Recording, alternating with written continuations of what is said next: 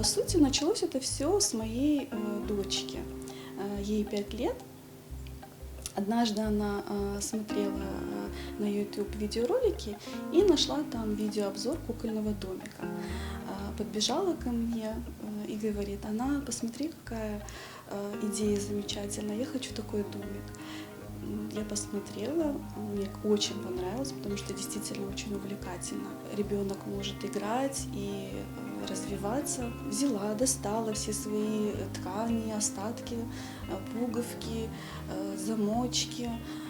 Мы с ней выбрали подходящие ткани, и вот так вот вместе она подавала идеи, она заказывала, что ей нужно в этот домик, и за несколько дней мы вот так шили ей мое первое изделие.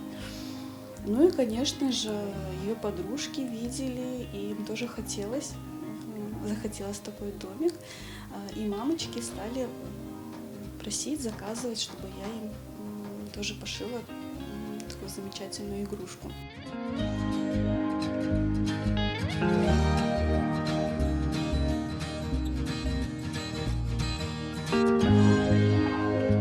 Это развивающее пособие для детей.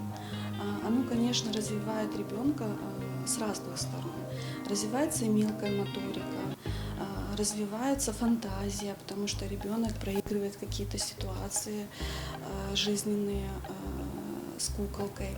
Но самое главное, моей идеей было внести в эти домики наш колорит, да, вот чтобы этот домик приносил пользу со стороны наших обычаев и традиций, чтобы ребенок мог легко в игровой форме научиться и знать те основные вещи, которые непосредственно пригодятся в его жизни.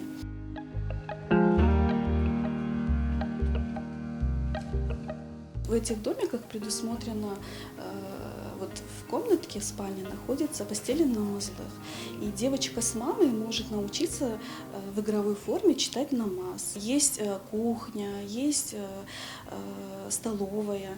За столом можно, разыгрывая с куколкой, выучить суфраду васа.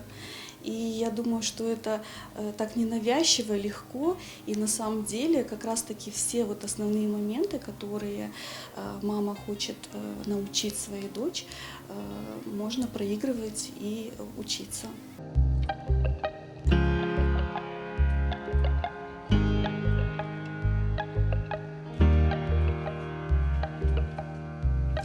Когда я за работой, я просто отдыхаю, потому что шить можно разные вещи, но когда ты шьешь именно то, что тебе нравится, это вообще другой подход.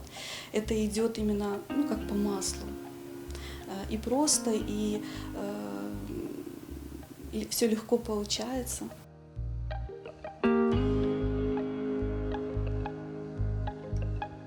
Самая комфортная ткань – это хлопчатобумажная ткань. Она идеальна для этих книжечек. Также использую фетр. Незаменимый материал, разные пуговки, замочки, шнурочки, потому что вот именно это развивающее пособие, и там вот необходимо.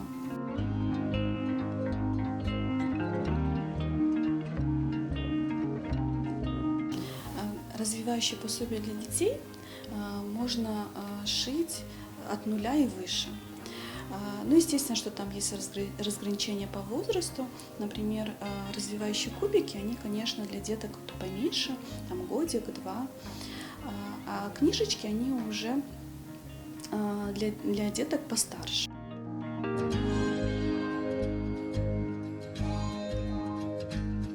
У меня есть инстаграм-страничка. Вот я там выкладываю все свои работы. Можно там посмотреть и выбрать то, что вас интересует.